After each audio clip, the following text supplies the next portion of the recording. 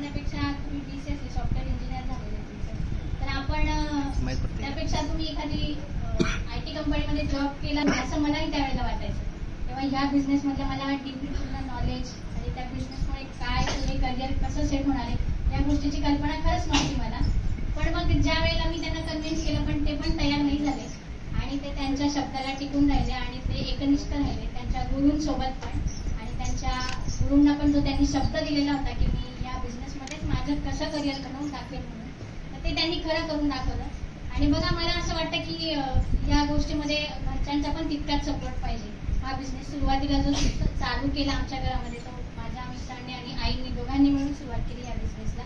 आणि खरं श्रेय तर मी आमच्या आईंनाच देईल की त्यांच्यामुळेच सरांना पण खूप मोठा आधार मिळाला आणि त्यांच्या सपोर्टमुळेच आज ते पण इथपर्यंत पोहोचले ह्या लेवलला. आणि खरं सांगते की या बिझनेसमध्ये कुणाचा तरी पाठिंबा असणं ही खूप महत्त्वाची गोष्ट आहे. त्यामुळे सगळ्यात पहिलं मी असं सांगेन की ज्यांच्या घरातनं जेंट्स लोक करत असतील किंवा लेडीज करत असतील प्रत्येकाने एकमेकाला सपोर्ट हा नक्कीच केला पाहिजे. जेंट्स करत असतील तर लेडीजने पण त्यांना प्रतिसाद हा चांगला दिला पाहिजे की सकाळी उठून त्यांना टिफिन करून दिला पाहिजे. तुम्ही रोज दिवसभर फील्डवर असतात, सकाळी लवकर उठून प्रत्येकाने फील्डवर गेलंच पाहिजे की आज जाऊ उद्या जाऊ परवा जाऊ असं न करता डेली केलं पाहिजे. आपण ज्या ठिकाणी जॉब करतो त्या ठिकाणी आपण बघतो का, हा विचार करतो का, झाला तर आपण टेबलवर हजर असतोच ना, त्या ठिकाणी आपण विचार करतो का नाही आज नाही जाणार आपण उद्या जाऊ.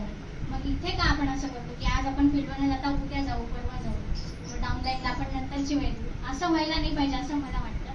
तर प्रत्येकाची कष्ट करण्याची तयारी पाहिजे. आजही आम्ही ह्या बिझनेसमध्ये बरेच वार सहन केलेत, खूप कष्ट केलेत आणि बऱ्याचशा अडचणींना पण आम्ही तोंड देत या लेवलपर्यंत आलेलो. या बिझनेसच्या माध्यमातून बघा आज आमच्या नाशिकमध्ये 50 लाखाचं रो हाऊस पण आहे आणि 2 वर्षापूर्वी आज या बिझनेसच्या माध्यमातून आम्ही जी क्रेटा कार घेतली त्या कारचा आज 2 वर्षात आमचं कार लोन पण पूर्ण नील झालेलं. या गोष्टीचा आज मला खूप आनंद होत होता की जेव्हा आम्ही दोघं सोबत गाडीत येत होतो की तेव्हा असं वाटत होतं की ज्या वेळेला आपण नवीन कार घेऊन अकोल्यात आलो त्यावेळेला काय परिस्थिती होती आणि आज 2 वर्षात काय चेंज झालाय.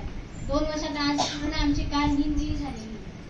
तर सांगायला खूप आनंद वाटतो की या बिझनेसच्या माध्यमातून अशी खूप छोटी छोटी स्वप्न पण पूर्ण होतील आणि मोठी स्वप्न पूर्ण व्हायला काही वेळ लागणार नाही जर छोटी छोटी पूर्ण होतील तर.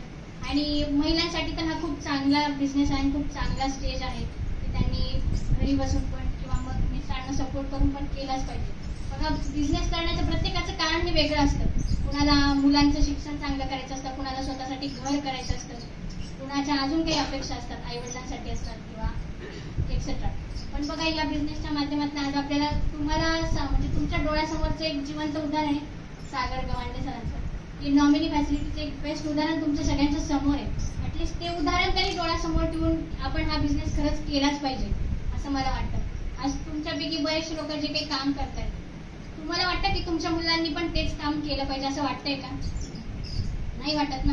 मग त्यापेक्षा आज हे समोर आपल्यासमोर जे उदाहरण आहे ते किती छान आणि बेस्ट उदाहरण आहे की नाही, आहे की नाही? कमीत कमी हे उदाहरण बघून तरी प्रत्येकाला असं वाटलं पाहिजे की हा बिझनेस करून आज आपला तर फायदा होतोच आहे पण यातून आपल्या मुलांचं आपल्या फॅमिलीचं पण करिअर सेट होणार आहे. यात कुठल्याही प्रकारचं नुकसान तर होणार नाहीये ना आपलं. प्रत्येकाचं काही ना काही एम काहीतरी मिशन असलं पाहिजे. ते तुम्ही फिक्स करा. तुमचे जे काही प्रॉब्लेम असतील काय असेल तुम्ही आपल्या शेअर करा आणि याच्यातनं नक्की सोल्युशन मिळेल. बघा कुठल्याही गोष्टीला